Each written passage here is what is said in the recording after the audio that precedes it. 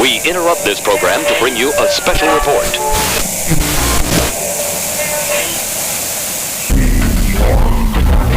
A robot. Hey everybody, and hello humans. We're back with another episode of Not a Robot's DC Comics Review Show. You'll have to forgive me for not knowing this episode. Rob, what is it? Oh, I'm taking a rare moment of forgetting. I think it's 59. 59? 59. Maybe Episode 60? 59, something like that. Anyway, it'll be in the title. I'll get it then. My name is Josh. Thank you for listening. With me are my two co-hosts, Rob. Hola, senor. And Brandon. Hello, everybody. And we are here today to bring you our latest from DC Comics. We are covering Batman 112, Swamp Thing 7, Suicide Squad Annual Number 1, Part 2, Episode 3, Subsection B.5. Suicide Squad Number 7, Black Manta Number 1, Green Lantern Number 6, Green Lantern Annual, same code numbers as above. Infinite Frontier Number 6 will round out the episode. Make sure you stick around to hear what our biggest stinker and our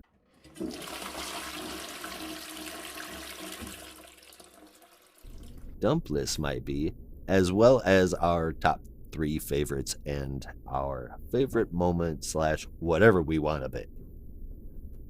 All right, guys, I have had a very busy week, and I know Brandon has too. So is there any kind of comic news going on? And all of that burden falls to you, Rob. Yeah. Oh, man. Way to put me on the spot. Oh, my God. You got anything? Hey, sometimes we have busy weeks, right? That's what's going on here. Yeah, it's been a busy week at work, but the off time has been okay. We do have Marvel has broken ties with a long-running artist, Joe Bennett, who was doing Immortal Hulk for like 99% of the run. He was supposed to be on an upcoming book, I think an event title. I think it was Timeless. I really don't remember. It was Timeless. Timeless, yeah. I don't know. I'm pretty sure it was Timeless. I think so too. I know it was some kind of big title they were doing.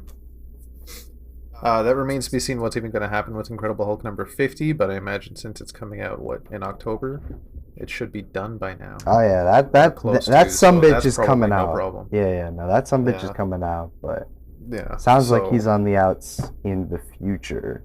Yeah, but if Timeless is even going to be a thing for him, who knows? He's on all the advertisement, so... I doubt it, and I don't really care. Don't let the door hit you on the way out. Exactly. Remember that, they're probably 4 weeks ahead of time, right? So that's a month.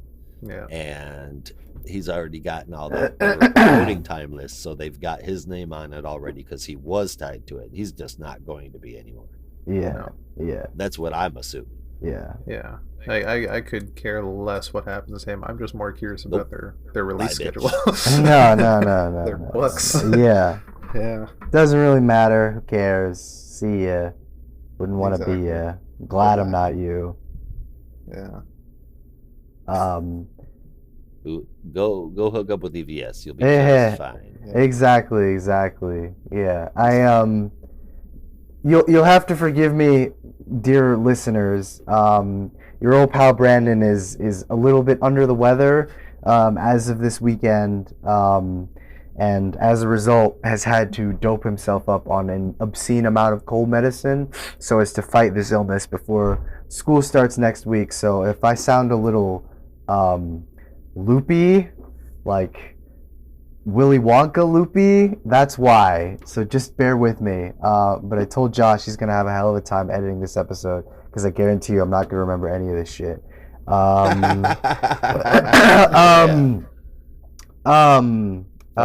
Yeah. What else? Very fun episode. What else in news? I think that might be it. That might be it, yeah. We've all had a little bit too much going on this week. Yeah. All right, then. Well, I guess we'll just dive into the book. Yeah. Oh, yeah. Wait. again, the issue number 2 of Not All Robots came out. I can't push this enough. It's starting to be really, really good. So check that out. Oh, Yes. I did read another book before my mind went belly up, but Jeff Lemire's Maze book number 1 came out last week from Dark Horse Comics.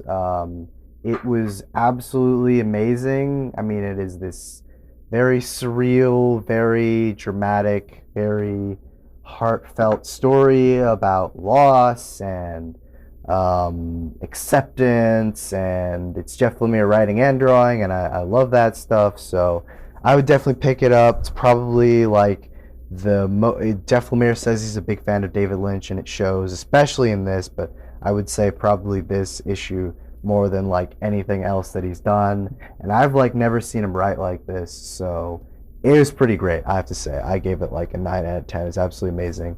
I'm definitely going to talk about it on the indie comic show when we get a chance, but Maze book number 1, pick it up from Dark Horse. It's awesome.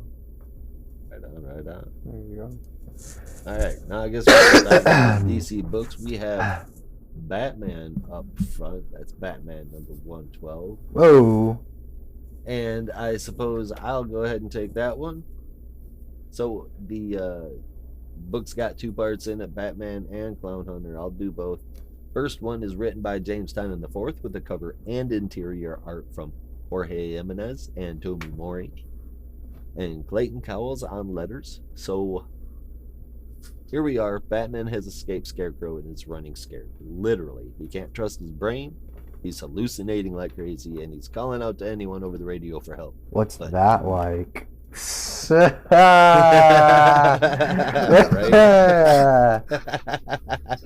But no one at all can hear him because Simon Saint is the one that killed all the communications in Gotham City.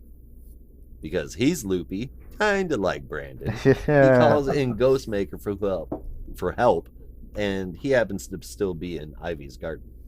I imagine that storyline is going to pick up next month. But anyway, while Batman is going through this, the city has a deal with Anti-Oracle scaring the hell out of the city's residents. Peacekeeper 1 out on the streets messed up way worse than Batman ever was. And Batman messed up. Not to mention that the Scarecrow is still out there and obviously planning something huge. All of that is going on while Simon Saint is broadcasting infomercials with the slogan, "I believe in the new Gotham City," explaining why the magistrate is necessary.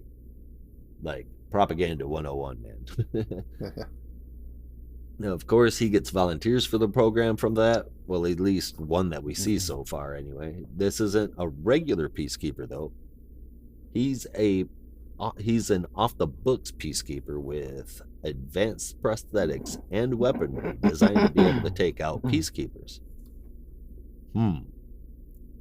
So, the eager volunteer's first mission as Peacekeeper X is to hunt down Peacekeeper 1 and bring him in, or kill him and get the armor back. And he doesn't seem to have a problem with either one. So, that's where we're at with that one. This Batman shit is pulling me in so hardcore, dudes. It's really not been since Death of the Family that I've been so entrenched in a Batman story. I love it. I know Tynan will be off the book soon, but damn, I hope that Jimenez and Mori stick around. They probably won't, but it just won't feel the same without them. It's damn beautiful. Every single page. It really is. It's I gave it a 9.25 out of 10 on this one, guys. This story was just, I loved it so much. No, I will preface my review with I do really enjoy it, and I'm very excited for Fear State, but I honestly felt this opening salvo was kind of lacking. And just like revisiting it after I read it the first time, I felt it was mostly just intro stuff that was already in Fear State Alpha, and it was mostly just Batman coming back out of being like on a whole bunch of Robitussin from Scarecrow. And he's just being caught up by Batgirl and Ghostmaker about everything that's going on. So it's stuff we've already seen.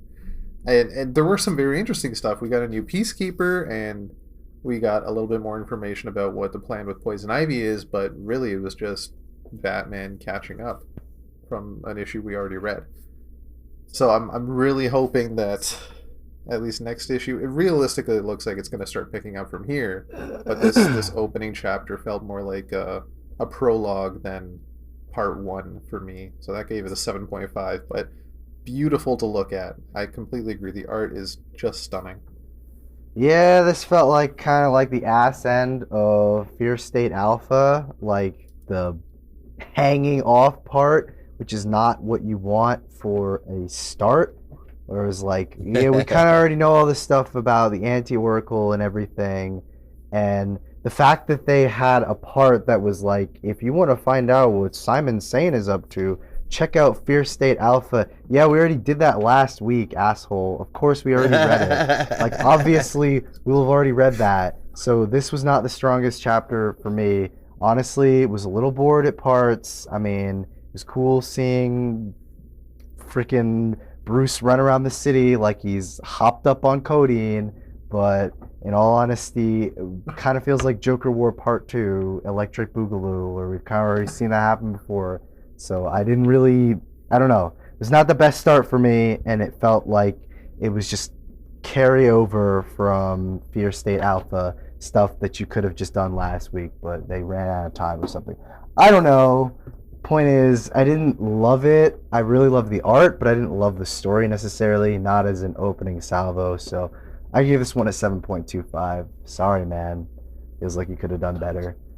Yeah. Well, I thought it was good. Well, whatever, guys. Good for you. I'm glad you enjoyed it. Wish I could enjoy it a little more. No, it wasn't bad. You could certainly do worse. Just not the best opening acts.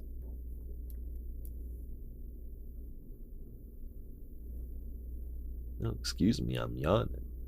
Right. Well, maybe they'll like the second part of this issue as much or more than me. It's completely possible. Written by Brandon Thomas with art from Jason Howard and lettering again with Clayton Cowles. Clown Hunter was out patrolling and thought he was following clowns. He wasn't. He doesn't give a shit about any other kind of criminal. He only wants to wipe out Joker henchmen. That's it. I mean, the other henchmen you don't really have to worry about. Penguin henchmen are like mutiny. Two-Face henchmen are getting shot all the time. Yeah, they're more masked masked henchmen are getting taken down by everybody else. But you have to wonder, like, what is this kid on? Why did you think you were going to take on Scarecrow? He didn't see. That's the thing. He didn't know he was chasing Scarecrow. He thought he was chasing a clown, and then it turned out to be Scarecrow. Scarecrow got the upper hand. Nice going, dickhead. And then got himself thrown off a building. Way to go, buddy. We next see Bao with an old woman he saved from before. She kind of looks like the Joker, though, and almost talks like him, too. That's literally immediately what I thought. But next, she turns into Super Monster Joker. Clown Hunter wants to know who caught him, and Super Monster Joker tells him that no one has yet. That's when we see he must be hit with fear toxin, and that he is still falling off of the building. The art, for me, the art definitely holds up for the Clown Hunter character. I'm just really not into this anymore. Not that I really ever was. I mean, it's a cool character, but he seems like a little side story. I mean, where can this possibly go story-wise? Yeah. I doubt he'll be able to pull off becoming his own hero. He won't become a sidekick to anyone in the Bat family except potentially Harley Quinn. Well, that'd be a twist. And I could see Red Hood, but Harley Quinn, that'd be an interesting twist, I think. That's assuming his ass doesn't go splat in the next issue. Right? I just don't see him getting recruited by anybody unless that somebody is fucked up. I mean, they tried, right? I mean, like, he has all these memories of Batman tries to recruit him, Red Hood tries to recruit him, Leslie Tompkins tries to tell him not to run around and be a homicidal teenage lunatic. but it doesn't work. So I guess he's just gonna keep going until he dies. That's where it seems to be leading. That's just yeah, I mean, maybe. I have a feeling that they're not gonna kill off the kid though. That we're gonna see somebody from the Bat family jump in and save the day, swing in and save the day.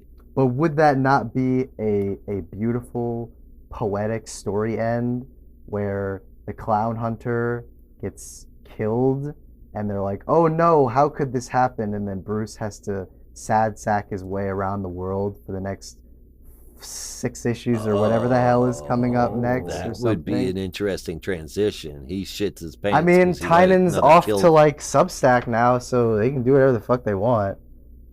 Yeah, I mean, we do know that that's what he's supposed to do is shoot off anyway. So yeah, the fact that he let another kid get killed. Exactly. It's like, oh, now you fucked up because he was going around killing people, and you still let him get killed. That's on you. Now you really have to leave the city. Yep, and I think that's what's going to happen. Oh, damn. That's awesome. My God. We called it again, guys. There it is. I love it when we do that. But the question is, did you like this backup story? Not a whole lot. Yeah. It's okay, but it's mostly a miss for me. Honestly, seeing the Scarecrow and the fact that he's getting thrown off a building bumped it up a little bit for me. 7 out of 10. Yep, 7 out of 10 for me. This art is fucking awesome. Like Jason Howard does this book at Image called Big Girls, which I've never read, but I've like flipped through it at like my LCS, and it looks cool as shit. But I've never actually sat down and read the thing. So I was like, oh man, this is freaking awesome. I just wish the actual things that are going on were more interesting.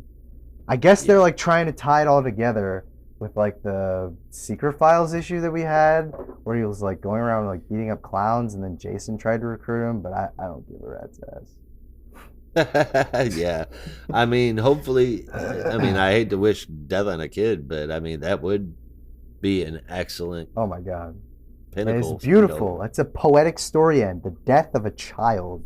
Is that not like total Batman? I know, just so beautiful. Totally it is totally. You're like Batman. Not psychopathic at all.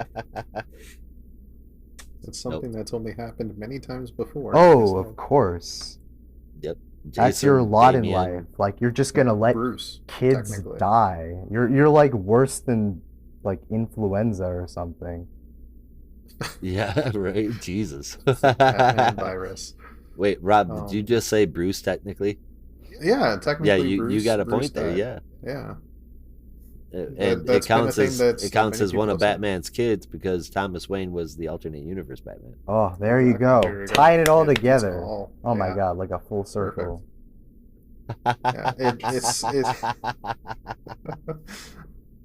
It's often said by a lot of people that that night Thomas, Martha, and Bruce died, but that's the night Batman was born.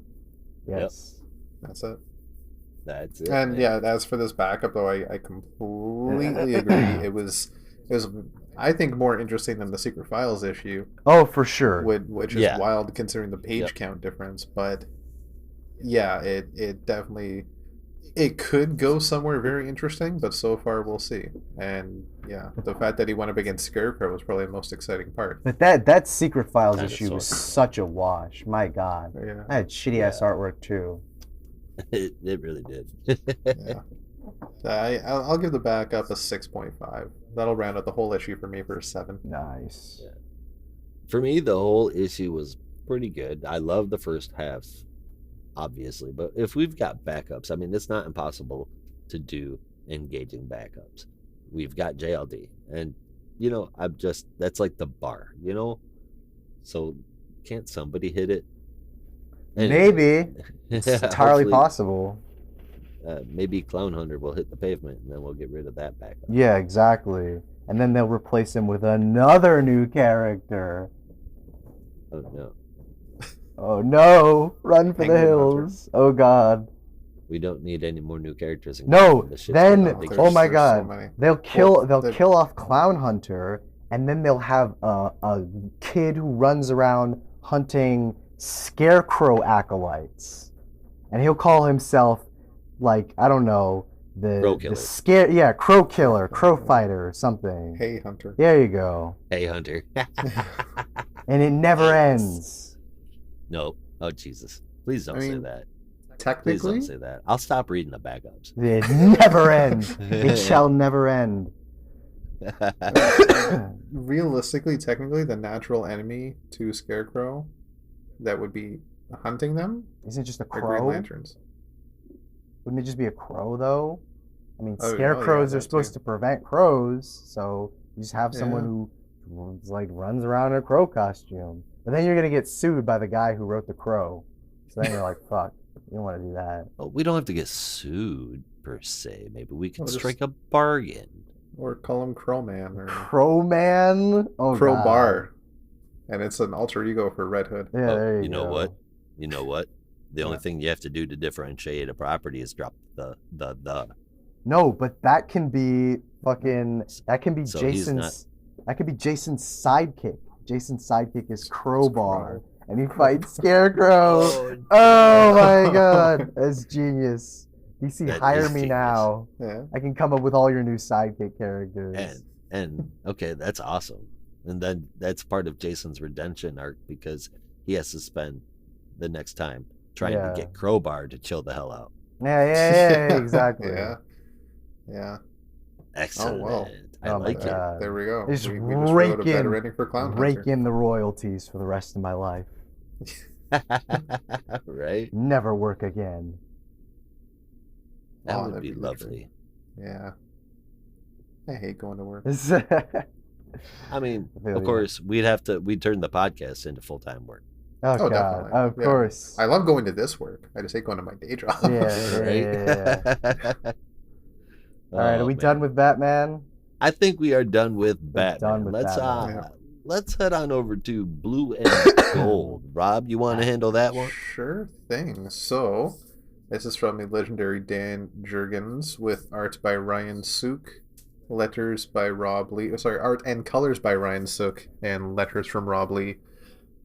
So Blue Beetle is racing to save Booster from a hacked, self-driving truck that was supposed to be unhackable, at least according to Ted Cord. Now in his stylish new blue buggy, seeing as his bug... Was that what it's called? His ship got destroyed in the last issue.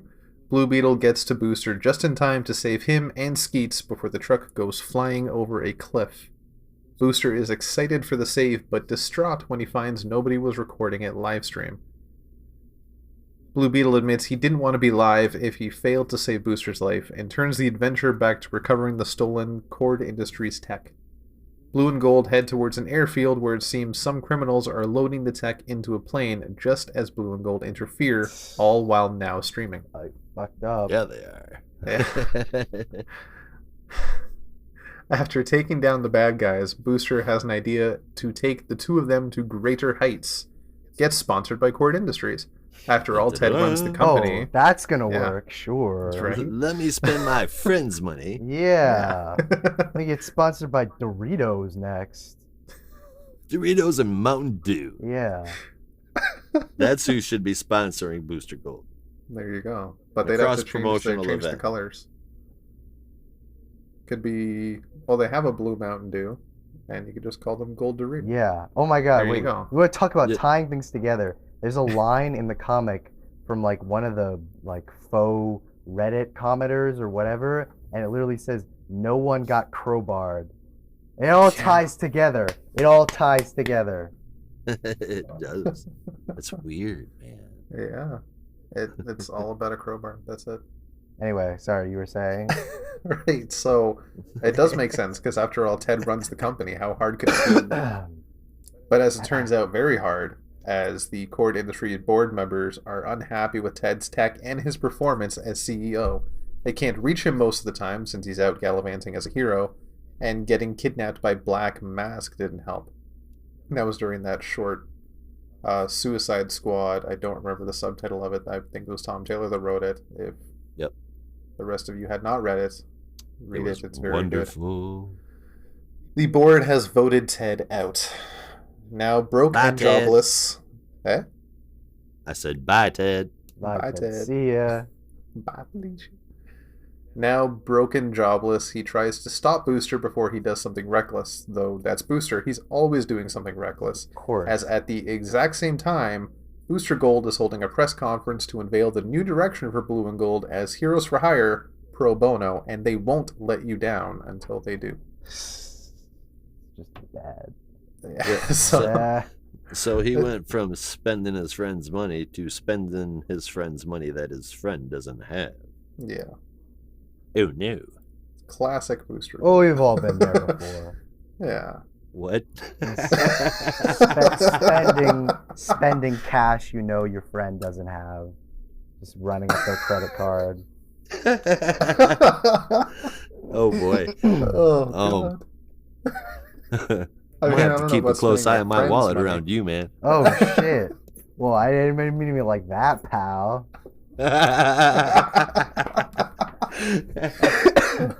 Oh, that was funny. All right, how's Blue and Gold wrap this up? Right, so I think this was a solid issue with a solid story that I think fits Blue and Gold perfectly. And honestly, who better than Jurgens to tell it?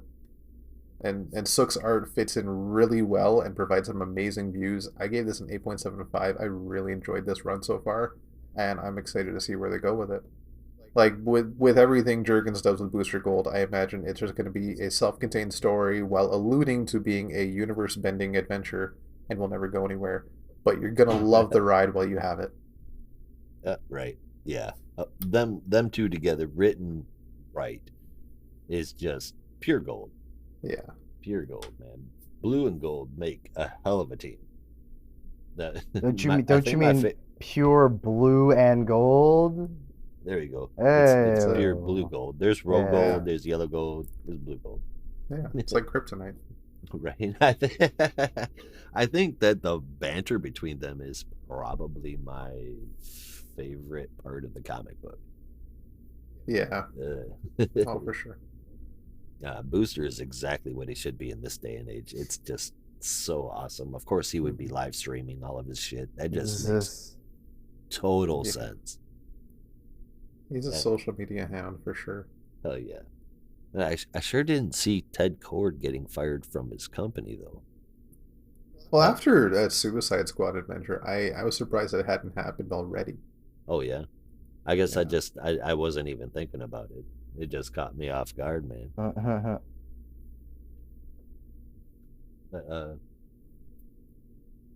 Yeah, I thought it was pretty damn good. You can't go wrong with Ryan Sook, and nobody can write these two like Dan Jurgens can, man. So Definitely. Wonderful time. Would you give this one? Me, I gave it an 8.75 out of 10. I'm right there with you, man. 8.5. I thought it was wonderful.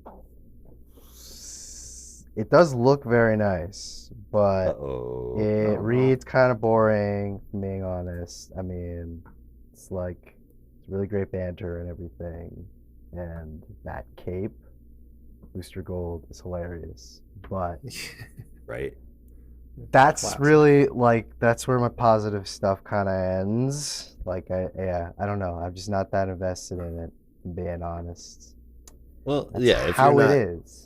Yeah, if you're not into the whole Booster Gold Blue Beetle dynamic, you're just not gonna enjoy this comic book whatsoever. No, if you don't care, you will not enjoy this series, this issue.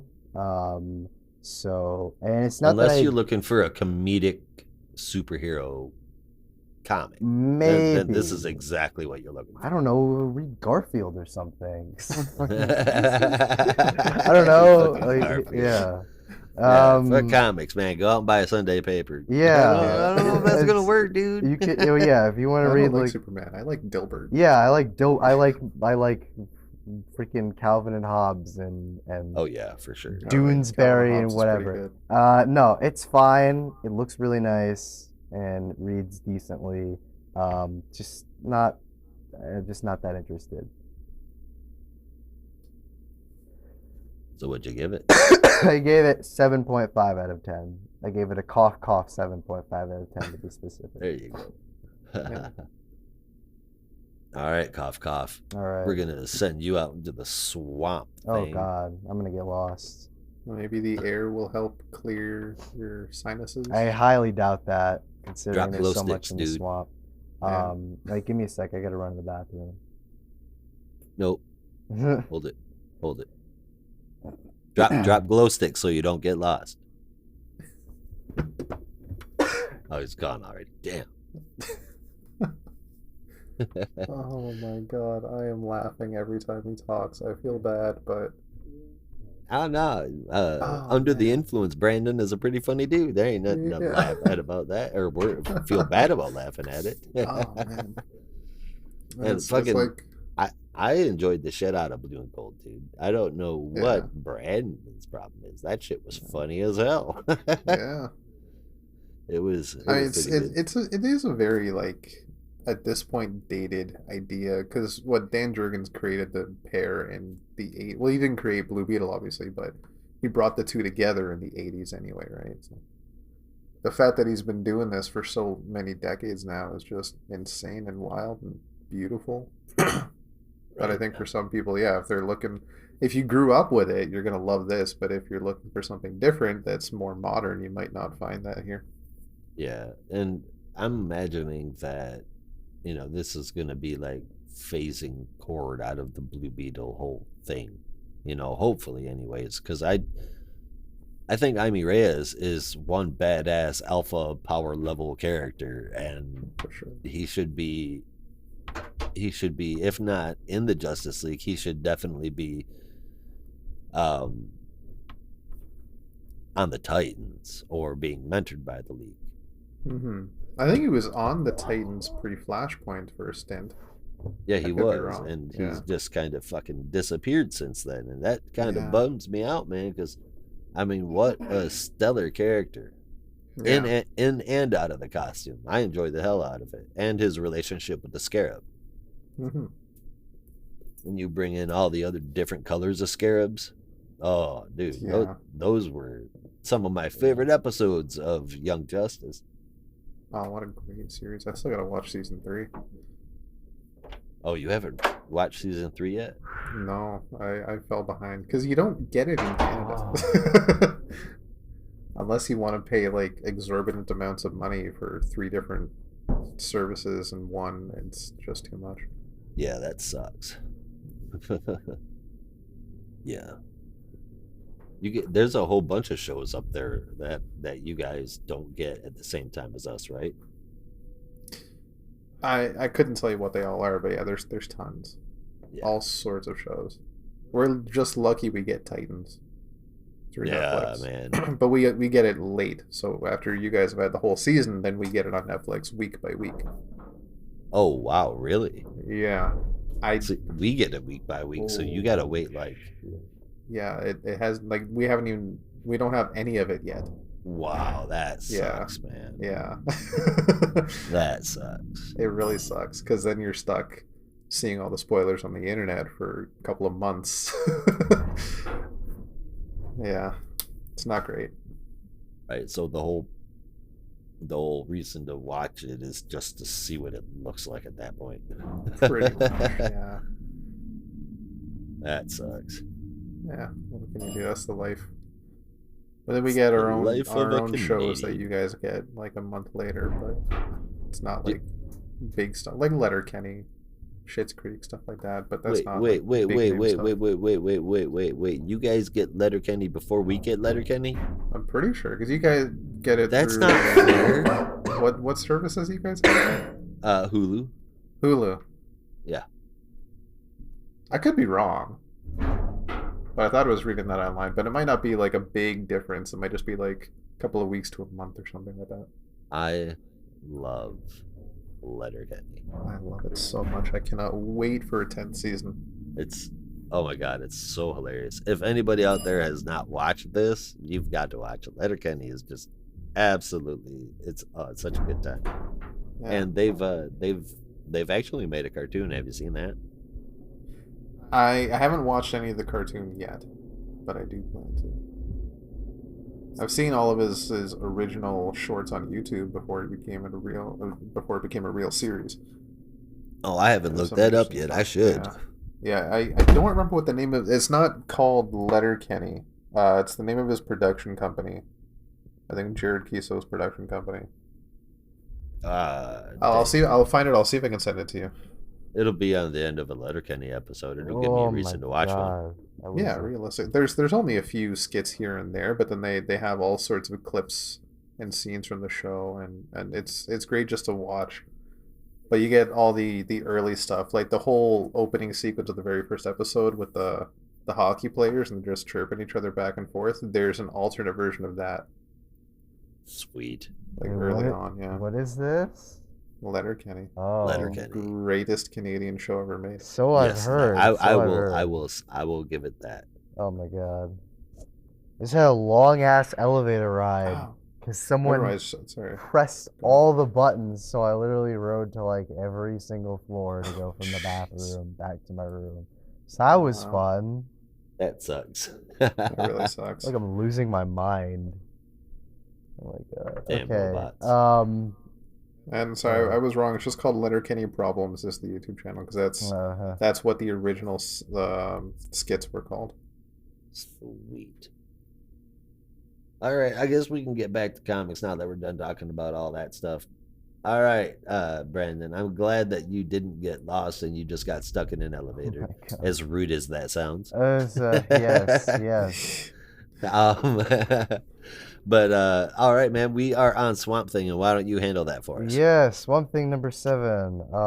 What happened to this issue? Oh my god. Okay, so Swamp Thing number 7 features the Suicide Squad struggling in their attempts to contain Levi Kamei and extract him from the Kaziranga forest after Heatwave got body slammed in the last issue, or at least we think he got body slammed because we open on him like lying half dead as Asa and Peacemaker roll up on him. But fortunately, Asa's able to take down old Levi before he's able to do any more damage and use some of those painful memories to inflict some damage on him and subdue him and hopefully remove the green from him or something. I don't really know, but in any case, we get some more separate information. him from the green because the green ties into his emotions and shit. Yeah, there you go. So yeah, so we get like some more information on Levi's backstory and how he's a terrible son because he went off to America to study and he came back with Prescott Industries and was like, I want to build here. And they're like, no, because the forest is sacred to us. And they're like, fuck you. I want to build more and have more industry. And Levi... Check this out. I had to Google this because I feel like there's a lot of shit that peppers into his stuff that you can. Yes, sir. I couldn't find anything on the Angum tribes that his dad mentions, but the Kalinga Kings were a thing. They began their rule in the area at 1500, so that was a long ass time ago. Wow. Oh, wow. That's awesome. Real thing. Yeah, I did not know that, and I'll bet most of the readers probably didn't know that either. So you got a free history lesson. But anyway, Boom. So Levi's a bad son, and Prescott Industries wants to build, but they can't because the government or because the people say no. But they have money and power, and as it usually is with those two things, you can do whatever the fuck you want. So they persuade the government to basically keep building, and there are protests, and Levi's father is unfortunately shot. But before we get any more context as to how that led to Levi being in tune with the green, Chemo, I guess, decides to step in and have his chance at taking down the Swamp Thing, and he does, and basically seems like he's going to incinerate him, and you think that would be the end, but it's not, because Levi is so connected with the green that he is able to reach into the furthest part of himself and reanimate himself as the manifestation of him and the Kaziranga forest to take down Chemo.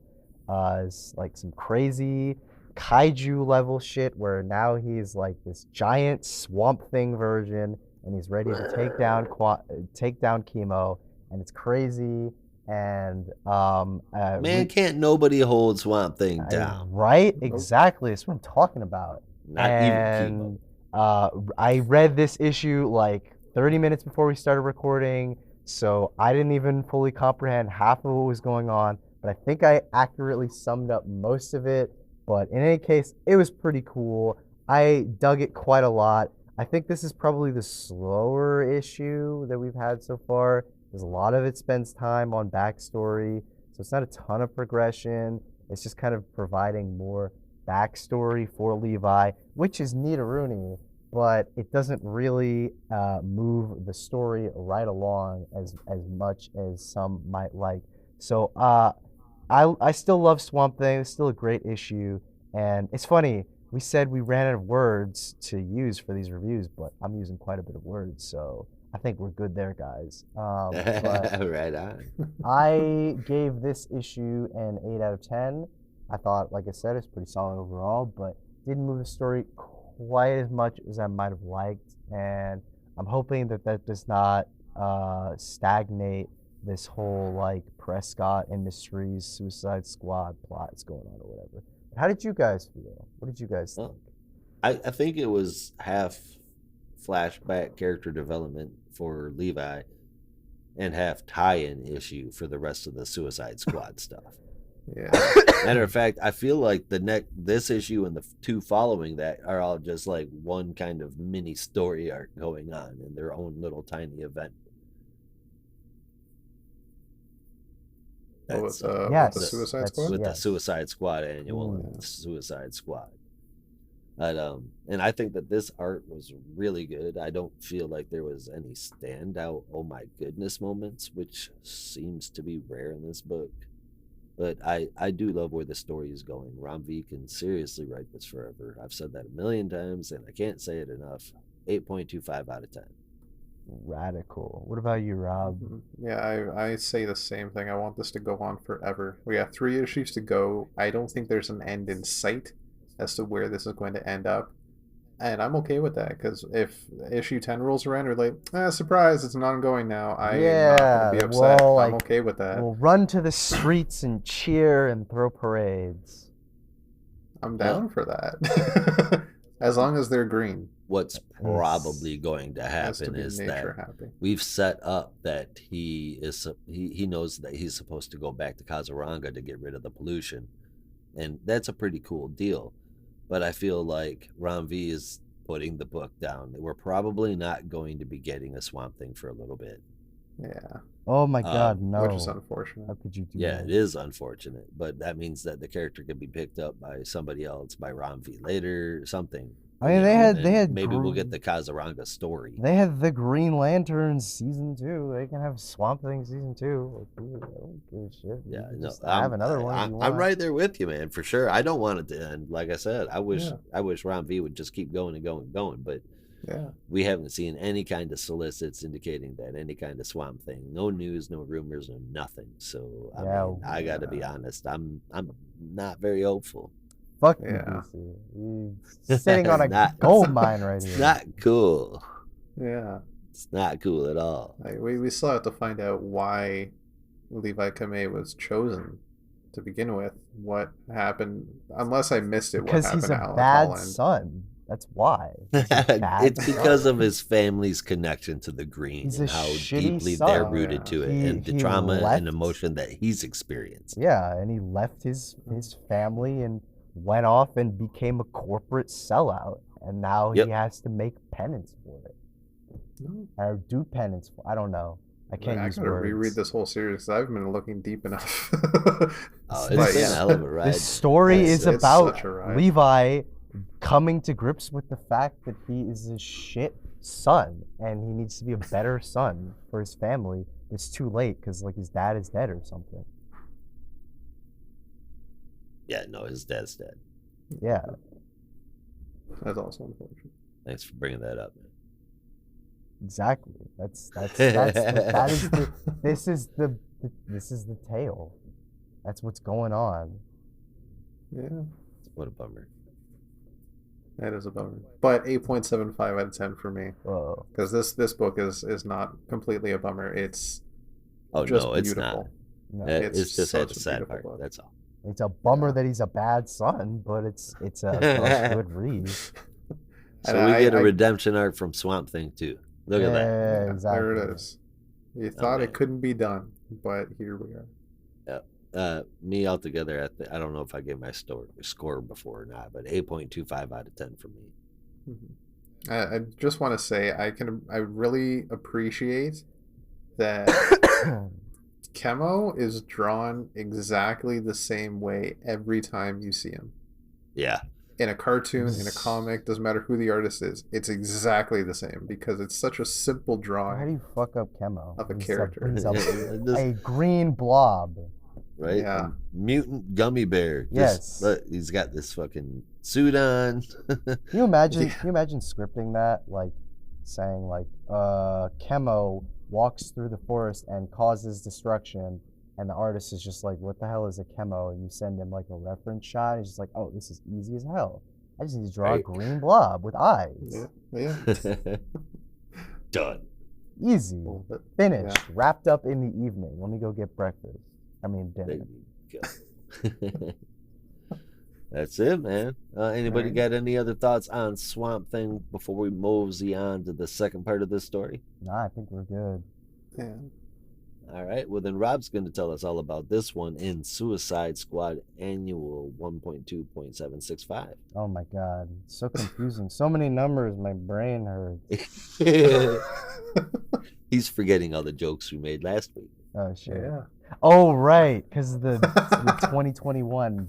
Yeah, yes. Suicide Squad Annual 2021, number 1, Chapter 2, Paragraph 7. Yeah. Subsection B.5. Yeah. All right, Rob, what's going on in Suicide Squad Annual? So, this oversized annual is from writer Robbie Thompson with art from at least the first half from Eduardo Pinsica and Julio Ferreira, with another half from Dexter Soy, with colors by Chris Sotomayor and letters from Wes Abbott. So Task Force X, Team A, Member 3, Superboy, has just discovered that he's not the only Superboy. Even more, he's not even the real one. Whoa. The real Superboy has arrived, leather jacket and all. And after a skirmish between the two Superboys... Superboy tells the clone he's actually Match, a clone of his own from years earlier. From what I understand, a lot of people were seeing coming. Yeah, it was pretty obvious. Just open your eyes. Like, I'd never heard of Match before this. I didn't read a lot of 90s Superboys, so that was beyond me. Match was in, I just know they had like a Teen Titans crossover like in 2008 or something. I don't remember. But I know Match was in it because Jericho, Deathstroke's weird son with the fro, was possessing the body of Match in that crossover. And they're trying to get him out of that body. And that's how I learned about Match. But he's basically like bizarre. Yeah, he's just like a Bizarro, but for Superboy. That story sounds familiar. Maybe I just forgot about it. I think it is called like Titans Hunt. It's not the new Titans Hunt. It's like the old Titans Hunt. I don't remember the name. Yeah, say something like pre-Flashpoint. You said 2008 or so, right? Yes, yeah. I think that was around the time I started getting into that book, so maybe I did read it. Anyway, Match is here, and this is a fact that was found out by the rest of the team after searching the compound they teleported next to on a mission to find a serum to help Match stay together. This brings the team to a whole new level of mistrust for Amanda Waller. Before Superboy can convince Match to join him in taking Waller down, Waller teleports the whole squad away, leaving Superboy alone with no leads. This little leak of info causes Waller to scrub their current base and head to a new shadow site.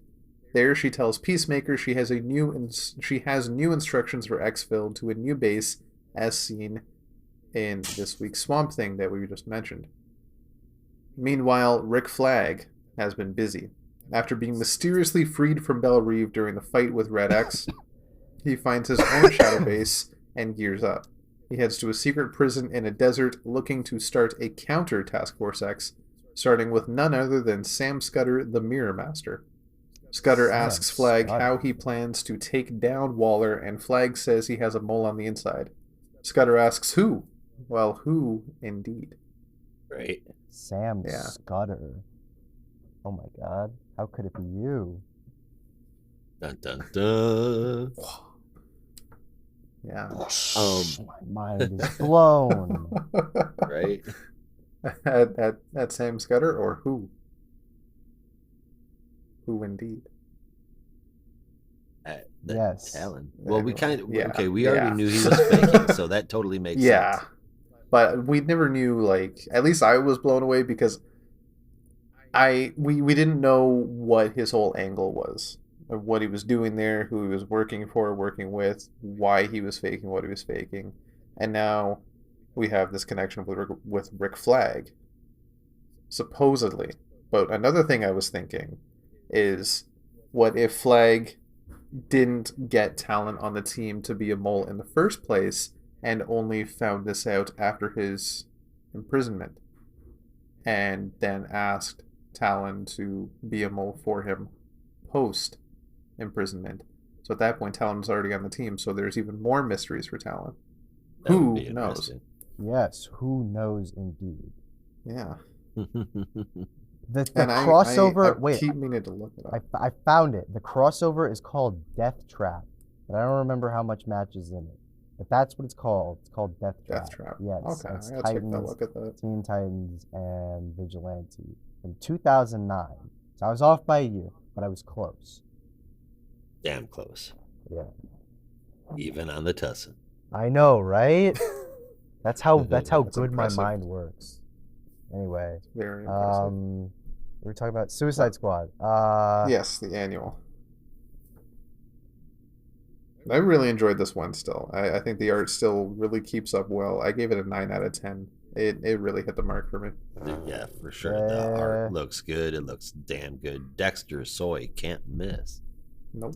He's a And great artist, but it's like, why did you put this issue out and also 6 in the same week? Are you dumb? Like, why I would think you that's not? probably more a DC thing than Dexter Soy. Yeah, it's like, well, yeah, it was all your fault, Dexter Soy. You should have been impressed. No, Let's it's just clarify like, that right there, okay? It's just like, I mean, I just that seems very not smart to me. Why do that? You want I to save agree your with you. reveal.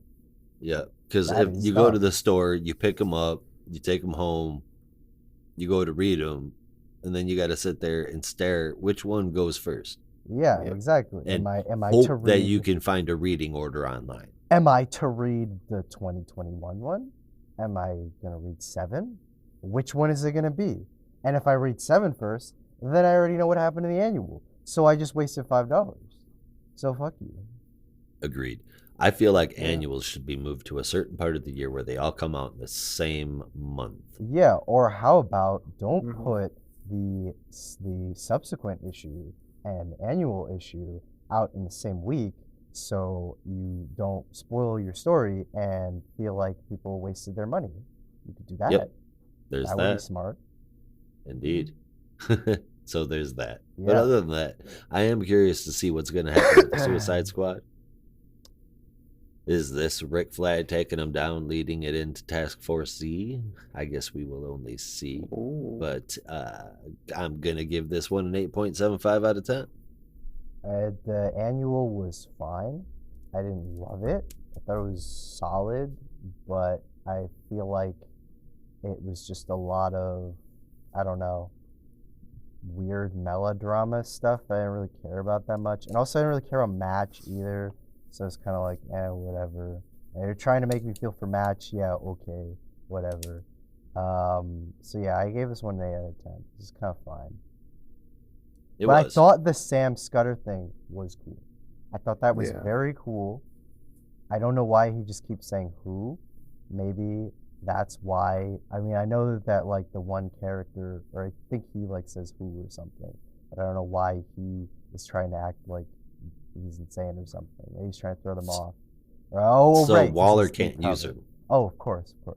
Yes. How could I forget? But I thought that was cool. But other than that, I did not care as much. So I give it an 8 out of 10. There you go, man. Mhm. All right, and then I guess we will just move on to the next issue, and that is going to be Suicide Squad number 7, written by Robbie Thompson with art from Eduardo Pensica, Julio Ferreira, and Marcelo Malo on the interior art, and the cover with Wes Abbott on lettering. Ambush Bug has joined the squad, and that's because Waller wants to make use of his teleportation ability, excuse me. I thought it was because he was funny. Waller has the entire team under mind control, and Ambush Bug, being the fourth wall breaking lovable bug that he is, explains that they are all being manipulated with false memories from different Earths being covered up. They start to fight against the hallucination, but it's fruitless because Waller is transporting them all to hell. I said transporting again. Teleporting them all to hell, where their next mission takes place. When they get there, they bust up some demons, and then they are greeted by someone with a bone to pick with Waller, the Hell Squad. So, whoa, holy shit! Wait, is that? I have a question for you guys. You probably would know better than me. Is that cover supposed to be like a reference to something or an homage? Because I swear to God, I've seen that before. Like that type Ambush Bug saluting on the... Yeah, like I've seen that somewhere. I don't know where, but I feel like that looks familiar. It does look familiar. I'll give you that. I didn't think about that, but yeah, it does. Maybe like because he's wearing Peacemaker's helmet. Maybe it was a pose Peacemaker did on like cover number 1. I don't know. I have no clue. I think I've seen it with Ambush Bug. I thought it was like a war movie reference or something, like Full Metal Jacket or something. I have no idea. Maybe. All right. So who are these Hell Squad peoples? Well, I have no idea. At least a couple of them are Task Force X members. I see. That's Game Master. What's his name? Sportsmaster. Oh wait, where the hell? Oh, the guy in the front. That's Sportsmaster. Huh? Sportsmaster. Yeah, the guy with the white mask there, and then the. Oh, okay. There that's what I thought he had like the hockey puck thing. Oh wait, no, that's the Young Justice movie. Right. And we got that guy that's Plant Life. I don't remember his name. Yeah. Shrub. I don't know. That would make sense. All right, I was just wondering if you guys knew, because I'm completely blanking on it still. Well, I don't recognize a lot of these guys, but I know a couple of them were people that died in earlier issues. Yeah, no idea. No idea. Well, what we do know, what we do have here is a lot of stories tying in together. And while it's all going on, I can follow it easy. It doesn't feel like anything's being shelved, and that's all being done really well. The art is really, really good. I don't want to see them drag this whole match in sync. Wah. It's gotta be me crap dragged out too long. For Red X, I think that can work, but not for match. That's just a piece of advice here. Let's have him move on and be somebody. Something happen anyway. But overall, man, I really like this. 8.75 out of 10 for this one too. Yeah, I was right there with you. 8.75. I really, the pacing so far has been excellent. I think even with the crossover with almost every book in publication right now so far, and it looks like they're going to be crossing over with Shazam next because they're looking for the Rock of Eternity in Hell, and hey, that's where Billy is. In Hell, and of course it's going to be crossing over with some version of the Titans. Oh, yeah, at some point it's got to. Yeah, so I think the pacing's been really good. So I don't think this whole story with Match is going to take up much more time.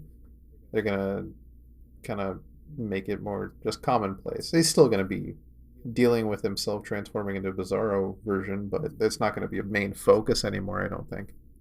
Well, yeah, no, the whole Bizarro transforming, going back and forth thing, I couldn't give a shit about. I just want him to get past this whole "me not who I think I is." I can it looks like he's already come past that. Complete sentences. No, he wouldn't say that. He needs to say something dumber than that. I mean, I can follow Bizarro speak. I want him to get over the "I'm not who I thought I was" stuff pretty quickly. Yeah. Just get rid of it. Waller has like 1 million copies of this guy. Just get a new one. If this one's defective, just get a new one. Yeah. It's like remember in Toy Story 2 where there's like the wall of Buzz Lightyears because he realizes like, oh my god, there's like a bajillion of these toys. Like Waller has I'm assuming like 1,000 different Superboy clones. Just get another one. They're expendable. Yeah. Right? Yeah. Absolutely. Yeah. Let's get the next Match Lightyear. Exactly. Art in this is really fucking cool. Like it's really fucking cool. Like I mean, there's one panel where it's just Peacemaker like crouching in some bushes. It looks insane. It's so good. Yeah. But in terms of the story, I definitely agree. Match stuff is kind of we need to drag that out. Like, come on, hurry up, get to it. I don't know how much you care about the Hell Squad. It's okay. I think it could be interesting, but hopefully. That's all we can say. Hopefully. As a cliffhanger, it's kind of like whatever. But I liked Ambush Bug. Ambush Bug is like one of those weird, offbeat, Keith Giffen characters that I love. That's like snarky, breaks the fourth wall. And you're like, what the fuck are you doing here? And you only show up in books that Keith Giffen actually writes, usually. But I guess he's just here because the writer probably liked him. But yeah, other than that, I thought it was pretty good. I thought it was better than the annual, at least. So I gave this one an 8.25 out of 10. Yep, I get where you're coming from. All right, man. Suicide Squad had us way out in left field with Ambush Bug. Let's dive deep under the sea with Black Manta. Oh, God. Brandon? I don't know if I can do this, man. After these messages, we'll be right back. Now, back to our program. Okay. Black Manta #1. This was like a psychedelic trip, I think. I don't know. There was like so much going on that it was kind of like hard to process. So I tried to write it down as best as I could. But Black Manta #1 from Chuck Brown, art from Valentin Delandro, colors from Marissa Louise, and letters from Clayton Cowles. Black Manta is dying, and he wonders what legacy he will leave behind. Is he a supervillain? Is he a rogue of Aquaman? Is he a pirate? Is he all of the above?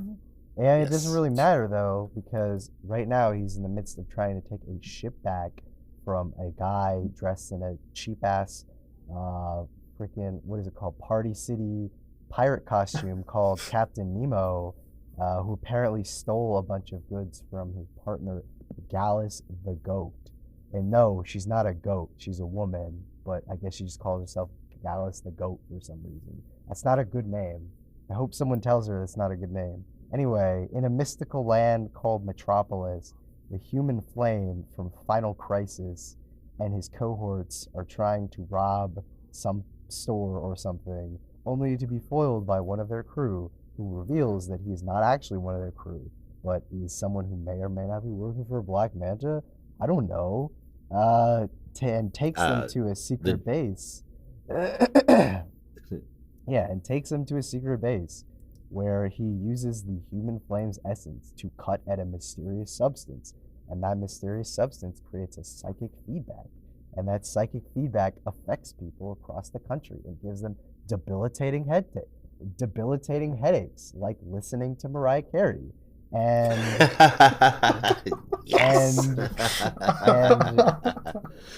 that includes Black Manta himself, who is chewing out Gallus the goat for her failure in losing the ship like a rookie. And she's like, bitch, you don't talk to me like that. And Manta's just like, all right, fine. If you're going to stick around, just listen to what I say, I guess. And then after all of that is done, we cut to a random unconnected scene deep below like Atlantis, I think, or they just call it the underworld, where a statue cracks open and a mysterious creature emerges from the dark. hoping to escape. And I don't know what this had to do with the plot whatsoever. I was so confused. I was like, what the hell is going on? Who is this woman? Where is this statue? What does this have to do with Black Manta? I thought he was talking about like how he has no legacy and he's a bad father. I didn't even know what was going on. That's why I called it a psychedelic end, because even though my mind was swimming on cough syrup, I still had no idea what the fuck was going on. But regardless of that, I thought it was kind of an interesting start, because it's Black Manta really reflecting in on himself, I think, trying to figure out what the hell he is in life, and is like not just a lackey and a stooge with the Legion of Doom, but is like a man with a child who's Aqualad and has like responsibilities and shit. And I think that stuff is interesting. I just think there's so much else going on, and it's kind of hard to not get lost in the weeds. So as a first issue, I think you have to ask yourself, is this really enough to get me invested? And the answer, for me at least, is probably, possibly, like with 2 question marks next to it, because while I do think it is a solid start, I cannot say that it is a superb start. And I think that it leaves too many questions open as to what the fuck is actually happening. Whoa. What the hell's going on? What? What just happened? You okay? Oh. I don't know. Oh, is that you, Josh? Yeah. Oh, I heard like wind in the background. I was like, what the hell is that? Oh, were you coughing? I was. Oh, okay. That's cool. Anyway, I do not think it is a superb start. So I would have to give this first issue a 7.5 out of 10, because, like I said, there are interesting aspects about it, but it is not perfect. I do think this is has some better artwork from Valentin Delandro, but there are definitely some panels that make you go, whoa, that does not look finished, which sounds really mean, but I'm sorry, I just gotta call it like I see it. So 7.5 for me. Black Manta, I mean, I wasn't really expecting much from this, because it's like Black Manta, like who gives a fuck, but I think it was a solid start, just not a superb start. Yeah, I mean, I'm right there with you. I thought it was a pretty damn solid start too. It got me interested. I'm curious about this dude named Blue. Hey, Blue. Blue? But he said his name isn't Blue. Like, well, right, that's just but that's what the he's only name calling we've himself. got for him. Yeah. Mm-hmm. So he can open up a fart bubble. I mean, a fate bubble. I meant fake Shit. bubble. Did you guys notice that had an Ankh on it? Yeah. It did? Oh, yeah, it That, did. yeah, it did. It was interesting. So like, you I'm know, wondering who if the this hell doesn't is tie it? even further into some other stuff. Well, he's probably like, he can do some magic shit like Dr. Fate can too.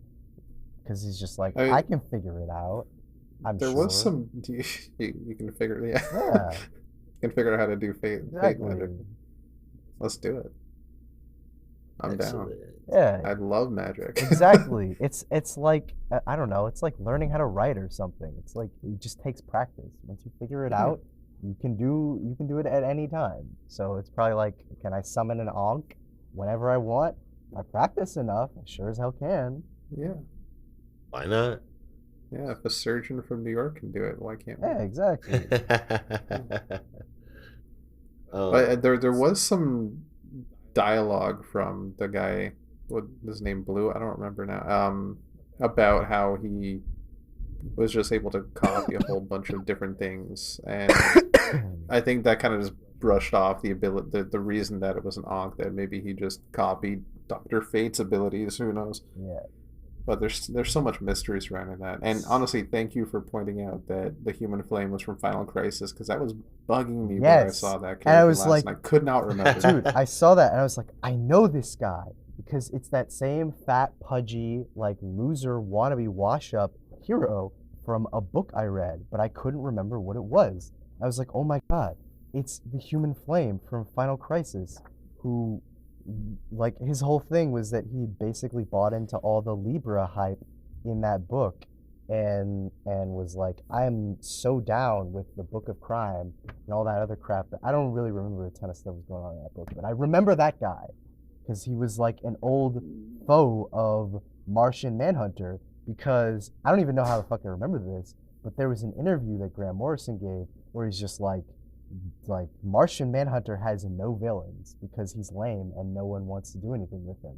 So I dug up this like old villain from 1950, who cares, called the Human Flame, and I'm gonna use him, and he's gonna be the one who kills Martian Manhunter. And I was like, Yeah. that's the guy. That's the guy. So here he is. There you go. There's a little history lesson.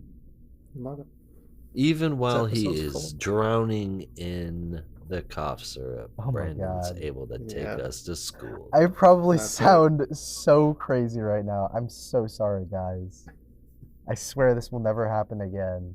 That sounds like you're coming down now. Oh my God. You're clearly saying every seventh word. I like I said, I have no context for any of this, and if I'm being honest, I'm not gonna remember probably 85% of it. So, however Well, then this, you'll however just have this, to go back and listen to it. well, that's the Yeah. thing. It's like however this episode turns out, good luck. And keep in mind, like I think I'm pretty sure my brain has been like this since the Marvel show. So however that episode came out is how this is gonna come out too. So I hope you have fun editing this, Josh, because that's on you. Oh yeah, for sure. I'm leaving everything in. I don't That'd see be why so not. good. I mean, more. I can't wait for the Yeah. Marvel Well, show. more often. Yeah. I was like, I don't know what the fuck. I don't even know what the fuck I'm saying. Well, both of these shows will be out tomorrow, so Oh God. you'll be able to check it out then. Oh, Yeah. I don't know. I'm scared. You're gonna forget, so now you'll have a chance to remember. Oh God, it's gonna be even worse. It's like that movie Rememory, where all of your memories get stored to a hard drive. I will Oh, take your word. Forgot for all it. about that one. All right, I've got this one with one more question. Do you guys think Manta is going to die at the end of this run? Yeah. Maybe. It looks that way so far. And then Dallas the goat will be Black Manta. Maybe. And then this guy can rake in all the royalties because now he'll have the new Black Manta character that he created. There you go. Oh yeah. I feel like it would be interesting to kill him off because it would force the Aquafam to get into new stories. But then you're fucked because, I mean, Black Manta, I assume, is going to be in the Aquaman sequel. So then it's like, if he's dead in the comics, how are you going to sell Black Manta to all the Aquaman 2 fans? Back issues. Oh, well, yeah, that's it, I guess. I'm assuming, like you keep telling me about my hopes for future state. It's comic books and nothing stays the same, so he'll eventually find his way back. But I have an alternate will he, though? suggestion to that. Imagine Jackson permanently taking over as Aquaman, uploading Manta into the same giant manta head as his grandpa. That would be hilarious. What the hell? What is It would this be shit? funny as hell. What is it? Arnim Then you would Zola? have Arnim Zola from Captain America, the Winter Soldier, who's going to Yes. upload my consciousness Yeah. to a computer. Like this is Oh, man. 1984. Why not? It's 2021, baby. This is... Exactly. We're getting close. No, we might already be there. We just don't know it. You're entirely possible. It's theorized that We if live someone, only in the neural network. yeah, if someone has invented time travel, you'll never know who that someone is because you'll never know like when they would actually be. So for all we know, we could be living in the midst of a time traveler, like Rip Hunter or something. It is Rip Hunter, right? Yeah. Okay, Yeah, it's Rip Hunter. For all we know, we could be living in the presence of someone, but you would never know that because they could just blend into the background, like. All right. So this camouflaged. is what you have to do in order to do time travel. Mm-hmm. My brother and I actually had this discussion. You would have to set up a webcam and have a live witness there. You would turn on the time travel machine while you're doing it, and as it's kicking on, you go, "I'll be right back." And then if you zap away and then zap right back, you're there. You just make sure that you set a certain amount of time to pass, like 2.5 minutes or something, then you're good. I mean, right? That's some freaky shit. Or you like go a week into the future and get like that day's newspaper and bring it back a week in time and show it on camera. Yeah. You could walk into banks and see the little calendar flippy thing. Yeah, or what you can do, and it'd be really smart, is open up a new savings account, or just your savings account, put a little money in it, and then travel 1,000 years into the future, and you'll be like a gazillionaire, like that Futurama episode where Fry becomes like a trillionaire. Sweet. I think after a certain portion of not having anybody to leave that money to, the government takes it. That's entirely possible, but I dare to dream, right? I could be a billionaire in the future. All right, are we done with Black Manta here? I just in case I didn't give my score because I don't remember if I did. It's 8.5 out of 10 for me. I really enjoyed it. I think the art is much better this time. It very much hits different from the short story. I mean, I'll give you that. It is better than the short story, that's for sure. Yeah. All right, we were way out in left field. We went under the sea, and now we're out into outer space. We've got Green Lantern, and that is number 6. I forgot. 6, yeah. 6? I think, yeah. Yes, it is 6. Yeah. Written by Jeffrey Thorne with a collective art effort from Marco Santucci, Tom Rainey, and Mike Atea on the inside, and a cover by Bernard Chang and Alex Sinclair, with lettering from Simon Bolin. That name doesn't sound familiar to me at all, but he does a good job. Simon So anyway, Bolin, that's his name? Simon Bolin, yes. It's a cool last name. Bolin. So there's a lot of recap, dialogue, and action all at the same time, but the story gets summed up pretty quickly. Joe Moline and an exosuited Simon Baz are going to pull Kelly off of New Corrigar, where she's currently kicking the hell out of the Yellows with a giant John Stewart that looks like he can make constructs of his own. That's cool. After Joe has a conversation with Sinestro, in which he tries to recruit her, Lantern Moline takes Simon and Kelly and heads off planet.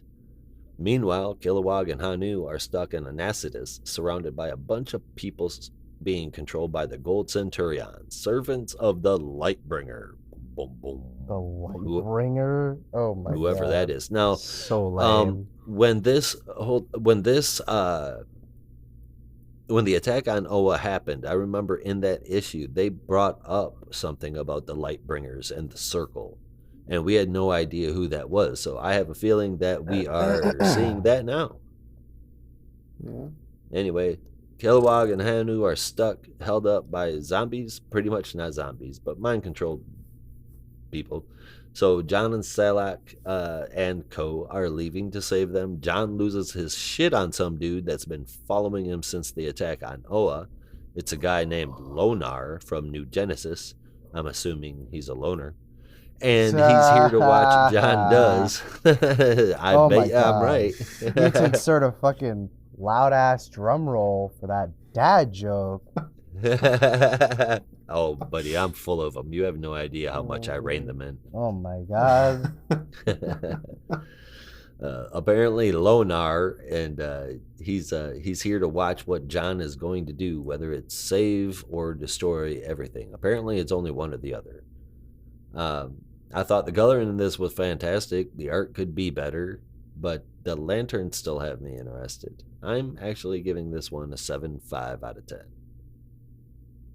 7 out of 10. John is like, oh my god, how can this story still be this boring? It feels like a civics lesson. I said that like a million years ago when we first talked about this issue with this series. I don't remember. I was like, I just do not care about the John stuff at all. And I like John. I want to, but I don't care about any of this stuff. And like the stuff on Oa with Joe and Sinestro is like way more cool. Why can't we just have more of that? Or cut the issue in half so we're not paying $5 for half good, half not good stories. So that's all I'm saying. And it has been kind of slow, man, but I think that it's starting to get to where I want it to be. I hope it picks up the pace a bit. Okay. I don't care how this whatever knockoff trying to be Dark Stars but not. Maybe that's what the author considers John's last like high point was when he was leading the Dark Stars. But I don't care. That'd be messed up. Anyway, 7 out of 10. Whatever. I really like the way Santucci draws Sinestro though. That's pretty dope. I do too. Yeah, that was very good. Yeah. That was a good point there. Santucci does draw Sinestro really good. And Taya colors him good. He doesn't come out too purple. Yeah, that's all I got. Yeah, the very purple Sinestro was very odd. Yeah, and I don't like it at all. Yeah. Also, false advertising? What is this cover? Like, I was expecting... it's comic books. I'm just saying, like, I feel like I've been lied to. Like, I was promised one thing, and I was given another. That happened a lot on Joshua Williamson's Flash. Yeah, what the hell is this? I don't know, dude. It's not cool, man. Not cool. I mean, hell, the stuff on that cover happened last issue. Yeah, I was like, did you make a mistake? Like releasing the same issue and an annual in the same week? Is this another I fucked up mistake where you meant to put the cover on the last one but you didn't? This feels like it would have been more appropriate for the last one, like Rob said. Yeah. Anyway, 7 out of 10 for me. Sorry, GL, but you're just not as interesting for me lately. Is it too late to get Grant Morrison back? Yeah. Oh, what was that, Rob? Excuse He's me. doing some TV shit now, man. I love Grant Morrison, but please, no more Green Lantern. Grant Lantern. Green Morrison. No more of that. I'd love a Grant Lantern. He's just flying around the cosmos. But yeah, so God, I hate disliking these issues. I really do, because I've grown up as a Lantern fan, and I loved reading all of Jeff Johns' run and all the subsequent titles that came around it, and this is just it's exactly what Brandon was saying. Half the book is fantastic, but the other half, I love Jon Stewart, but it's just dragging. You shouldn't feel... We're at issue 6, and it feels like we've gotten nowhere, and I think that's because of the formatting. It's really weirdly constructed. Yeah, you should feel bad about that. You are the Lantern fan supreme. If anyone knows what's good, it's you. So that just comes from a point of love, I should think. I appreciate the hell out of that, man. Like I know when my Nightwing is good. I know when that shit is on top. So if it's bad, I know when it's bad because I know my Nightwing at the back of my hand.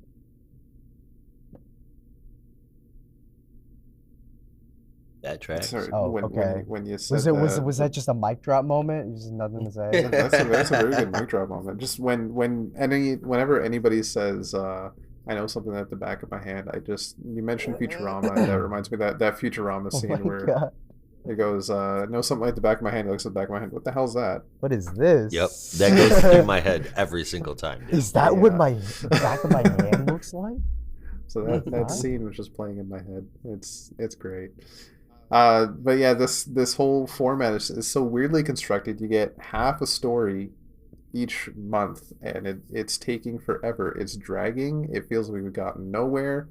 I can definitely see that the Lost or Dark or Forbidden or whatever sector it is now story is maybe going somewhere that might connect to the overall story. Who knows? Except for the writer and artist. But yeah, I hope it gets somewhere soon, because honestly, and this is a little awkward because I don't know how the hell we could ever make this work. I'm nominating the Jon Stewart half of the book for the dump list. I think we should too. I think that is a fantabulous idea.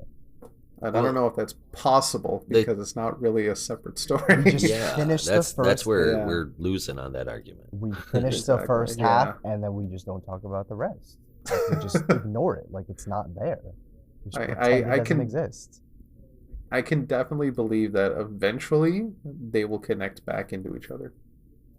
I hope whenever. But who knows how long that's going to take, because like I said, it really feels like it's dragging. You're only getting half a story from each story each month, and it's taking forever. Yeah, I sincerely hope so. This was, honestly, for me, a 6.25 out of 10. I really love the Oa stuff, but even the Oa stuff this month was just a conversation. Damn, man, I gave it a 7. I thought you were supposed to be a fan. This is twice now I've rated Green Lantern lowest out of the three of us. I might be a very high, very strict score. Yeah. All right, well, that was the little bitty issue that we had. Oh, wait, I haven't given mine. Yeah, man. Well, I guess I just don't matter. You matter. Your opinion matters like more than the rest of us. You're crazy, homie. You're the best of us. No, I think the coloring is fantastic. The art could be better, and I'm still interested. If I haven't said that already, I give it a 7.5 out of 10. And now we're gonna move from the little issue to the big issue with Green Lantern Annual 2021 #1 with all the extra stuff we said before. And Rob is going to tell us about that one. All right. So this superior issue this week is from writer Ryan Cady with art by Sami Basri and Tom Derenek, with colors by Hi-Fi and letters from Rob Lee. After the events seen in Future State Justice League #2, Jessica Cruz arrives on New Korugar with 3 yellow lanterns in tow, and she is wearing one of their rings. Sinestro is impressed and meets with her to discuss her new power. She refuses to join up and just wants to fly home. Sinestro agrees and lets her go. Hey, hold on a second here. You just said wearing one of their rings. I believe, if I'm not mistaken, when we saw that go down in, was it Future State? I know we watched it or read it. Oh my god. She has 3 Josh, rings on. Your audio is so loud right now. It has gone up a bit. It's like, whoops. there's like a rattle to your voice. You sound like Sauron. Okay. All right. No, that's not good. Bro. Yeah, you gotta turn it down. All right. Let me make that adjustment real quick.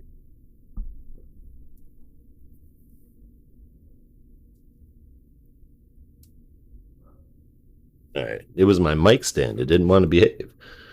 Damn. I know, right? I slapped that shit around.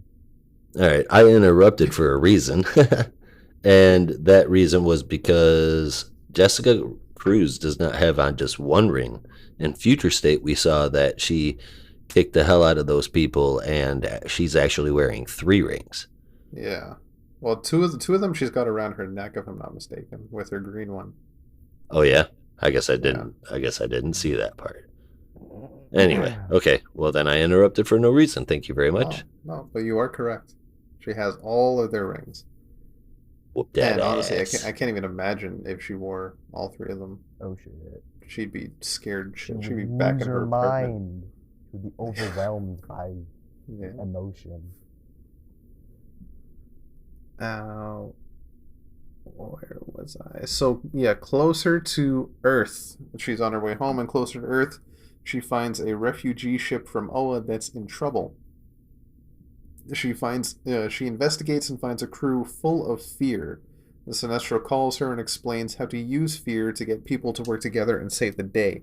Just as she gets the hang of it, Hal attacks, but then realizes it's Jess.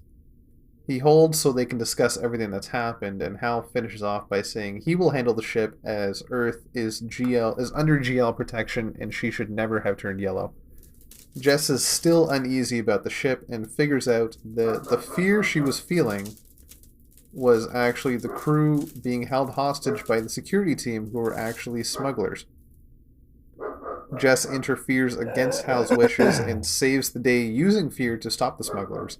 Jess and Hal have one last discussion about the current status quo of everything going on, and he believes Jess is doing the right thing after all. Jess then goes to return to Earth, but changes her mind and goes back to New Korugar. She agrees to join the Yellows, but she will do it to help the universe. Now, obviously, this is not the first time a green has gone yellow, and I doubt it's going to be the last. But this one, of the ones we've seen, probably makes the most sense. If anybody knows Fear, it's Jessica Cruz. Absolutely. When was the last time? Hal Jordan during War of the Green Lanterns, yeah. I love that story. They all put on different rings. That was wild. Was a fun one. Yeah. But yeah, honestly, I could see this being the first chapter in other Green Lanterns maybe picking up other rings, because who knows if they can ever get the central battery not back Kyle online. though, because he's dead. He's Shut up. floating in space. No. Shut up. Like a cadaver. Brandon, you're a jerk. He's the White Lantern. Is he cannot though? die. Well, he's the Light Lantern because he's floating lightly through space. Jesus Christ. No, he's on an operating table somewhere by some aliens. Yeah. I heard Nightwing fell off a building. Yeah. He's gonna freaking die like Clown Hunter. Hey, he died before, and that was a cop out. So, wait. He can't die. No, if He got shot in the head and didn't die. If Kyle was ever gonna die, you know where it would be? So. It would be in a refrigerator, stuffed and folded up like a pizza, just like his girlfriend. Holy Oh my shit. God. That's actually a really good story, though. Yeah, that would be. That'll be in my Black Label story, Death of the Green Lanterns by Brandon Chandler with art from Mitch Gerrits. I don't know why I just chose Mitch Gerrits. It's the only artist I can think of right now. Actually, if it was Mitch Gerrits, it would probably be Tom King, which would be more fitting, I think. Death of the Green Lanterns. And we open up on a scene of a refrigerator, and Major Force opens up the refrigerator. He's like, "Who did this? I was supposed to do this." And it's just a shot of Kyle folded up like a pizza pie in the refrigerator, just dead. No, that's not cool, man. That's my Black Label Green Lantern story. That's it. You know who I would like to see? You know who I would like to see write a Green Lantern story? Who's that? Philip Kennedy Johnson. Oh, buddy, yes. I think he could handle that really well, man. That would be really cool. As far as this issue goes, my first complaint and my biggest one was that I don't like that the caption boxes are the same color for Cruz and Sinestro. That little icon, they were distracting to the flow of the reading for me. I had to look and see who was talking before I could read it, and that bothered me. Yeah, but she can't have green captions anymore. She's not a Green Lantern. No, but I mean, they could have tinted it a little pinkish purple or something in the background, just really pale or something to be able to differentiate you can have it. like a J for Jessica, and then an S for Sinestro. Yeah, exactly. Yeah. And that's pretty much the only complaint I have about this book. It is a perfect way for her to become a Yellow Lantern. I think they handled it awesome. I think it works really good for her. Like Rob said, it makes the most sense. And the art is frigging gorgeous. They knocked it out of the park with this one for me. 9 out of 10. Wow. Yeah, it's pretty cool. Like, it was cool seeing Hal Jordan again, too. Where have you been? He just kind of fucked off after the Green Lantern season 2. I don't know where he went. I guess he just kind of was like, I'm just gonna go ring sling around space for a while. I guess he was technically in that first issue, but I guess I don't really remember it that well. But yeah, I thought it was pretty cool. Like, it had some interesting stuff going for it. Cool stuff for Jess, probably. What's her name? Like, Sinestro's like gal Friday, Lisa Drock. It's like, it's cool seeing her too. Like, she's a pretty cool like Yellow Lantern character that they don't use all that often. Yeah, it was just a pretty cool Jessica Cruz focused story all around. So I gave this one an 8 out of 10. It's pretty satisfied. Came away Speaking with of a big old smile on my face. there you go. Speaking of cool yellow lanterns, I miss when Arkillo had a personality. I do miss when Arkilla had Right? a personality.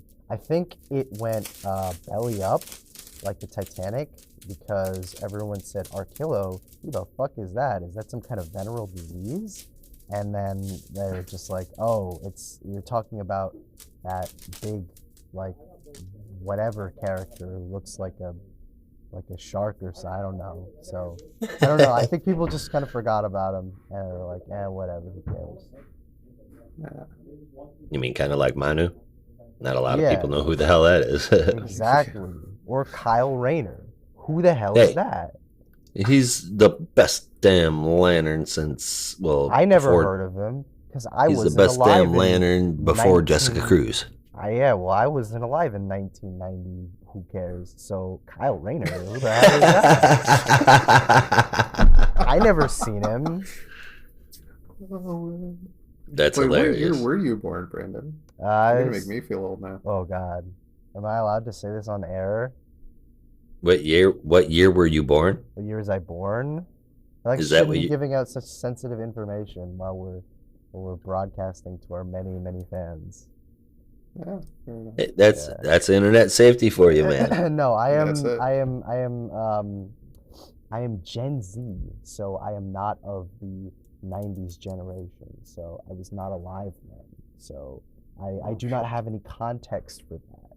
So while I have learned Back of issues. Kyle Rayner in my recent readings, I was not alive to enjoy his many crazy adventures at that time.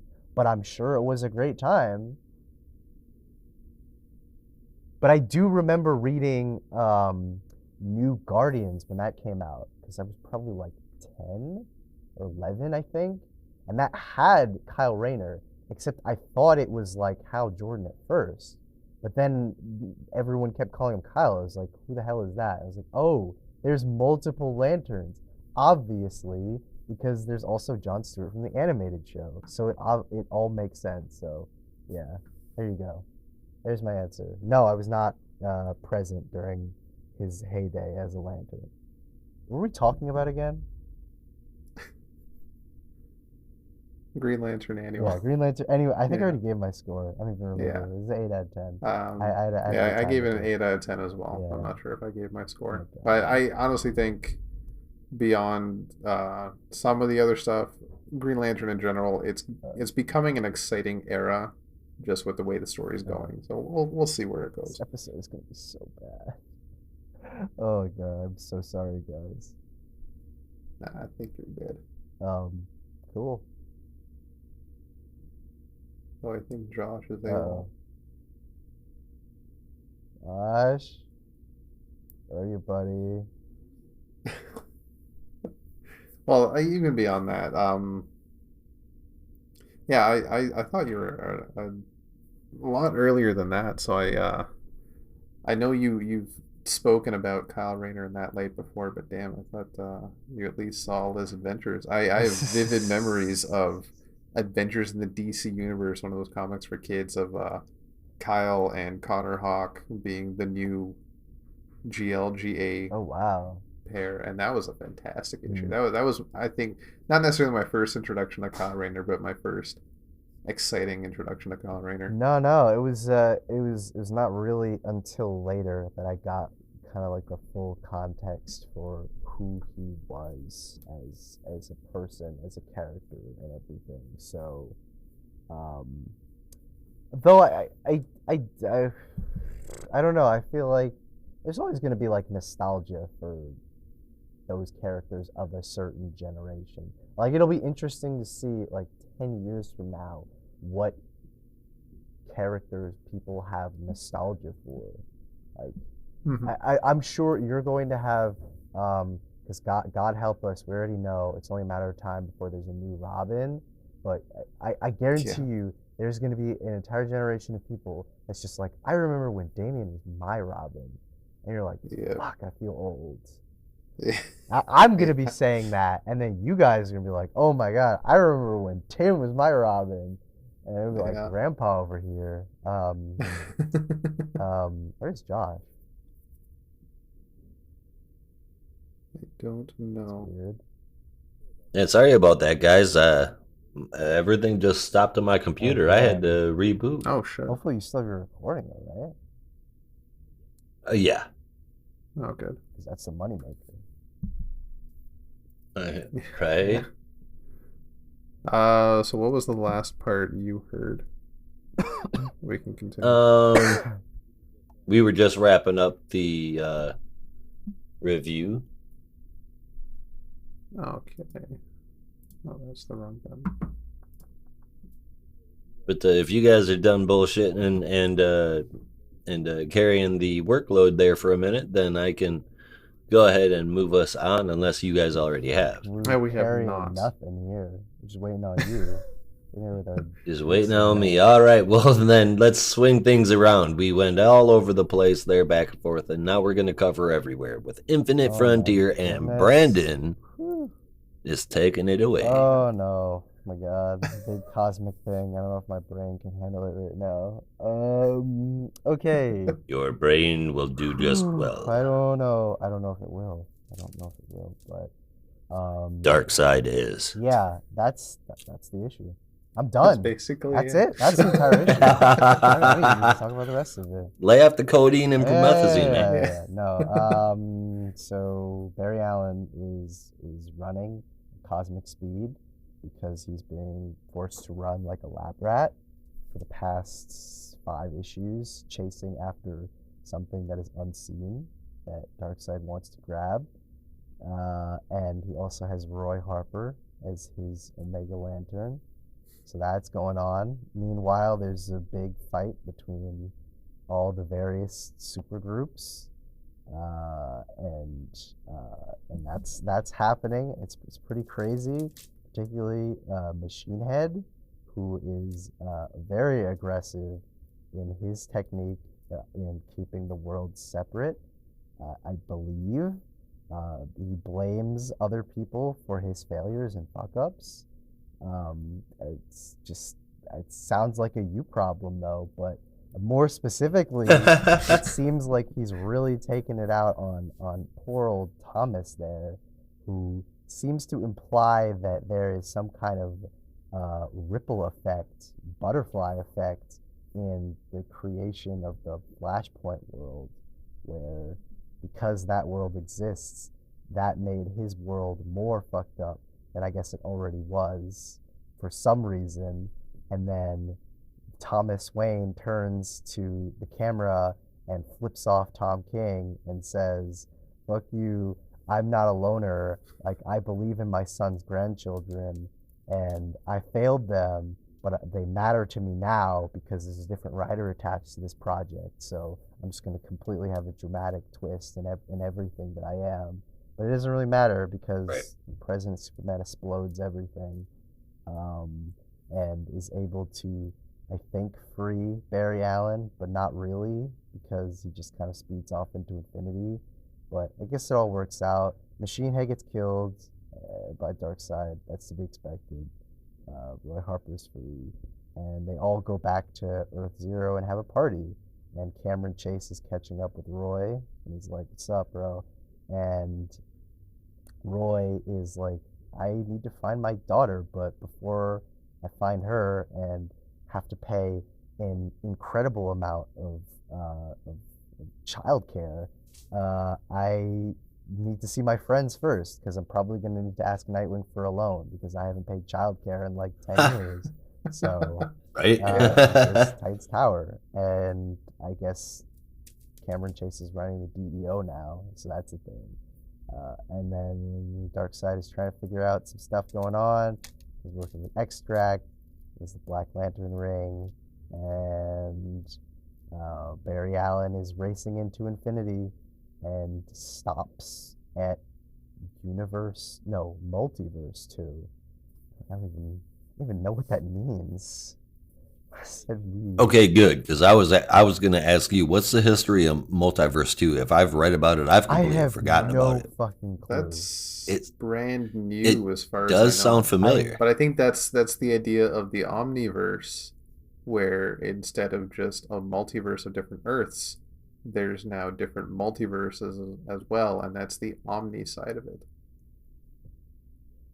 Damn Flashes. They keep having to travel through I don't all even that old have timers. enough Poor guys. energy in my brain to try and comprehend that. So, anyway, he goes to a place called Multiverse 2, whatever the fuck that means, and meets a mysterious gentleman who you might think is the Phantom Stranger. But he's not the Phantom Stranger.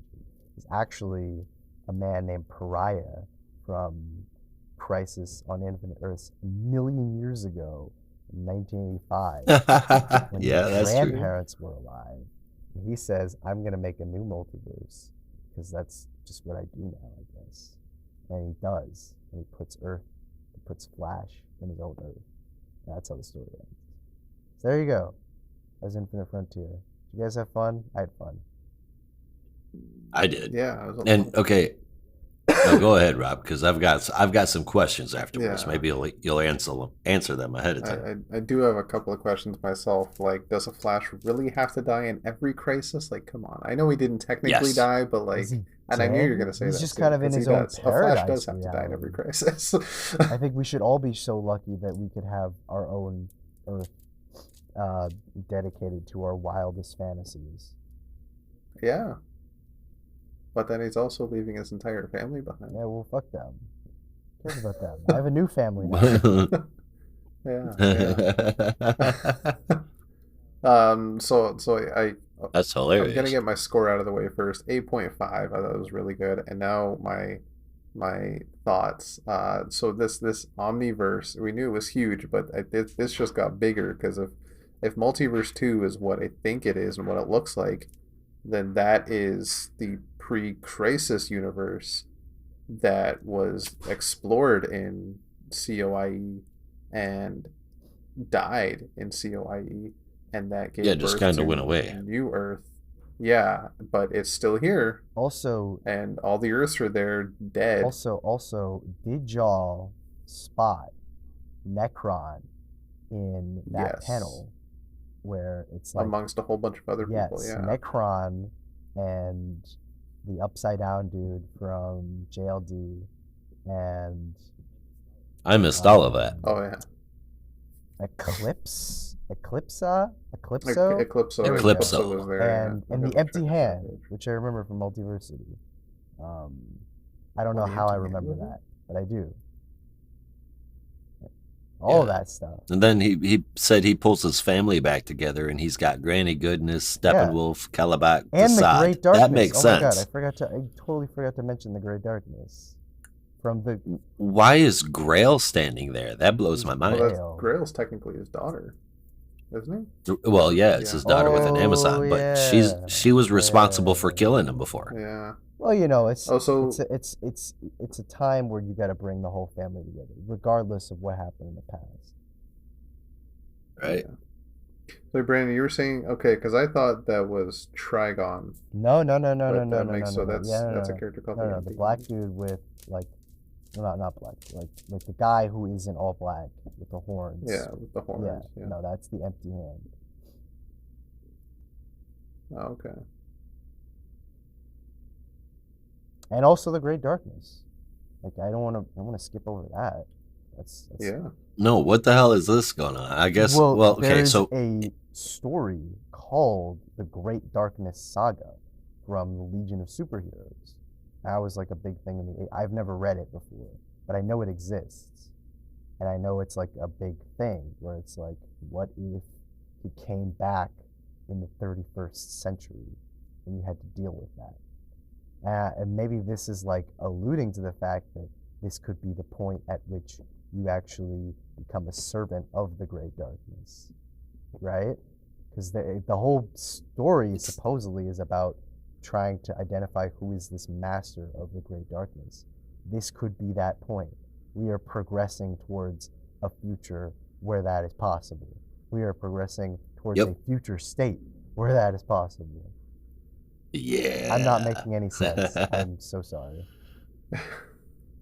No, you're agreeing with me. Why does that make you not make sense? Like, does that not make any sense? I don't know.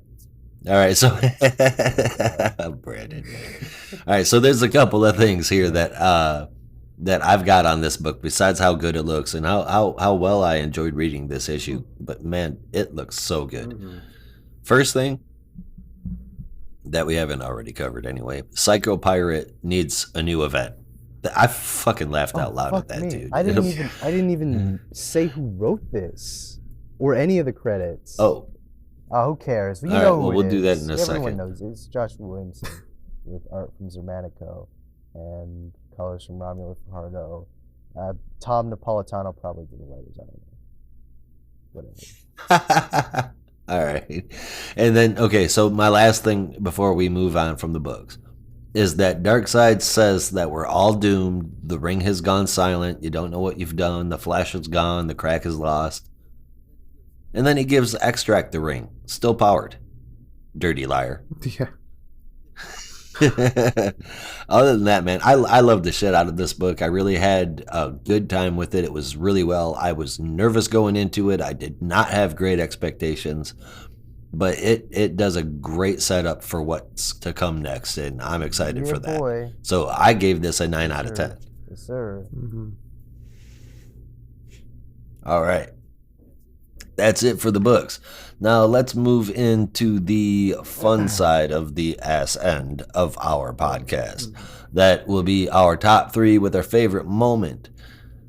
Rob, you want to go ahead and start us off with that? So my top 3, with number 3 I had Suicide Squad, the main story. It's just a lot of fun, very colorful. Ambush Bug's a fan favorite. You can't go wrong with that character. You'd think DC has too many Deadpool-like characters, but no, they constantly say no. Wouldn't it be the other way around? No, I'm cool with Ambush Bug and Wouldn't- Stitch. So Wouldn't cool with he Ambush be Bug. ripping Stitch off too. Ambush Bug? Because Ambush Bug came before. Yeah. Yeah. Oh, most of DC's, besides Stitch, I think most of them came Yeah, really yeah. before Deadpool. House of Ideas, my But that's how ass. everybody thinks of it. Right, number 2 I had Swamp Thing. Again, just it's a beautiful book. This story was very dialogue heavy, but that dialogue was very interesting. And number 1 I had Suicide Squad Annual. I had a theme running in this top 3. It was just so much fun. Lots to reveal. That Talon reveal was so exciting. I love everything. The Court of Owls is probably one of my favorite all-time stories, and anything to do with the Talon, I will eat it right up. I love it. Can't blame you there. Good stuff. My best moment. At first, I had a hard time picking. I was going to go with Cass taking down Batman. It was just a nice little nod. But honestly, revisiting Infinite Frontier, this person that took advantage of the multiverse being knowledge and just making multi-brewery the beer, I thought was fantastic. that was pretty cool. All right, Brandon, let's hear yours. Oh, God. I had in from 3 to 1. I had fuck, now I gotta remember.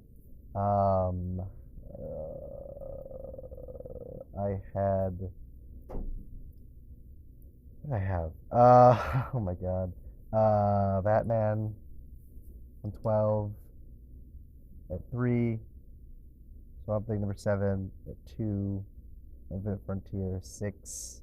Number 1. Favorite moment? Multiverse 2. Because I don't know what that means, but it looks really cool. It's just like a bunch of decaying Earths across the sky. It's like a black metal album or something. That's a poster you could definitely print out. That would be. Don't say metal in reference to DC, please. Well, I don't mean like that kind of metal. He who shall not be named is just there lurking at the edges. Wait, I don't. Who are you talking about? The Batman who laughs. Oh God. Well, I mean, he's dead. I think. I hope. He's dead in spirit. He's dead in all of our hearts. He's dead inside. Yeah, exactly. Well, he makes me dead inside. But... All right, I guess I'll get mine then. Number 3, I gave it to Suicide Squad Annual, but I really want to say the whole arc this week should be here. Swamp Thing, the regular issue, and the annual. It was a straight up tie and had the most fun with the annual here. So that gets number 3. Number 2 is Infinite Frontier. This was just a well done wrap up / setup with the story. I was completely wrong in my fears, so way to go, guys. And number 1, I have to give to Green Lantern. Watching Kelly break bad for even just a minute is awesome. I enjoyed that one. I did. Jessica Cruz too, of course. But my favorite moment was that little panel where Scarecrow was perched on that gargoyle. Oh, that was beautiful. That just looked so pretty, man. All right, so that was the nice side of the podcast. Now let's get over to the other side. That's right. It's time for the biggest thinker. Oh, that's nasty. All right, Rob, why don't you lead us off with what made your stink list today? I don't know if I'm ready for this. I don't know if anybody's ready for this. My biggest stinker this week was a big steaming pile of green rings from Green Lantern. Number 6. Let's be specific. Was it the annual or number 6? Oh, yeah, number 6, the main series. Okay. Yeah. No, the annual I really enjoyed. The main story, and like I said, the Oa stuff is really wild. I'm really digging it. I love Joe Moline as a character, Me too. as a Green Lantern, as everything. She's really badass.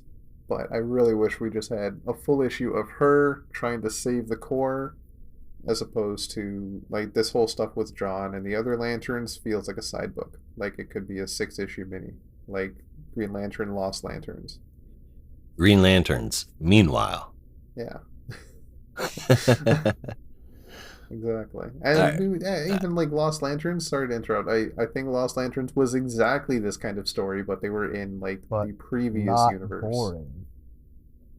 But not boring. Yeah, there you go. We say not boring, but it got canceled and had to get fan outcry to get it in the last 6 issues. But yeah. All right. Well, for my biggest stinker, it's here because it has to be. It wasn't that terribly bad, but it certainly had no real shining moments, man. So I'm with Rob on this one. The stinker for me today is Green Lantern number 6. So, Brandon, what's that smell for you? The smell is the smell. If the smell can have a color, is green. It is. I believe it can. It's been represented that way many times. Yeah, if I'm not mistaken, that's usually due to Fruit Loops. Yeah, exactly. It's a boring issue. Boring to the back half of it is boring to read. I don't want to read it anymore. If I don't have to, and well, they got smart about it and wove it into the main story. So now we can't just separate it with a back issue. They're like, "You're reading this, sucker." You have to. Like I'm being punished. Like this is a school or something. Can you imagine us trying to cover that? This week we're covering Green Lantern number 17, pages 1 through 12, 21 through Honestly, 28. That would be better. Like it would spare me. I mean, why not just call it that? Just have it be a backup. That's what it is, essentially. Or make every that's what it issue should go a back to flip be. issue. Yeah. Like, I don't know what the editorial stance, the printing stance on that would be, but make every issue a flip issue, because they got that awkward pause in the middle where just one story ends and the next begins. You're like, okay, we're here now. right. Just make every issue a flip book issue. Have 2 covers and that's it. Yeah. Well, that would mean a lot longer story for John. Yeah. Well, you could still keep it like the 22 pages, but because that's how they have it now, and just make it really more awkward. There we go. Get freaky with it, like Morrison. Exactly. All right, so Brandon, you rounded us out. It's a unanimous vote here. The stink list belongs to Green Lantern number 6. And now there's one more list that we're going to take care of. It's time for the dump Put list. Green Lantern on the dump list? No, not yet. I'm not. I don't want to do it yet because there's other stuff there that does have me interested. The Joe Moline Kelly stuff. I'm all over that. It's just the Jon Stewart stuff. I'm just not into right now. Yeah, I can agree with that. So I mean, it's tempting, that's for sure. And if they swing it back into a backup issue, we could definitely dump the Jon Stewart stuff, and just kind of mention it as is necessary to tie into the main story. But We're dumping something. So, are we? Well, we've currently got Crush and Lobo, The Conjuring, Get Joker, and Nice House on the list, either because, all because they really have nothing to do with the story. I will say that I am enjoying all 4 of them, so them being on the dump list actually has nothing to do with being terrible. It's just that they don't fit into the podcast with our aim here. I don't think we can really dump any titles that are here. The only voluntary one I see possible would have to be Black Manta, because it's a psychedelic mind trip, acid. Why don't you read the next issue while you're not on cough syrup? I don't know, man. We'll give it a trial run. We'll see how it works. Do a comparison. Brandon messed up, Brandon not messed up. How did you deal with the Black Manta? The funny thing will be if it's still the same. Well, I mean, it's that and fart bubbles, right? Exactly. I mean, all right, everybody. I do believe that's it. Or actually, do we want to put Black Manta on there? Or are we gonna hang out and see what happens on the next issue? I'm down to My see vote the is to hang second out. issue, yeah. It's a short series anyway, isn't it? If I'm not mistaken. Yeah, and it could be setting up quite a bit in the Aquafam. So yeah, and we don't have enough Aquafam right now, so I'm down for more. Yeah. I'm gonna reiterate that on the dump list, Nice House and Get Joker. That is the shit right now. Oh yeah, seriously. Get Joker was But amazing. I believe that is it for the show, everybody. So we are going to go ahead and wrap things up here. Remember to visit notarobotpodcast.com for everything Not a Robot. We've got comics, movies, Star Wars, anime. We've got horror, video games. It's everything you want to talk about, everything you want to hear us talk about is going to be on there. It's not just us. It's not these same tired voices doing all these shows. We've got a network of nearly 20 people working this stuff. So let's get on board. notarobotpodcast.com. And with that, there is only one way to say goodbye around here. Until next time. Be good to each other. And don't be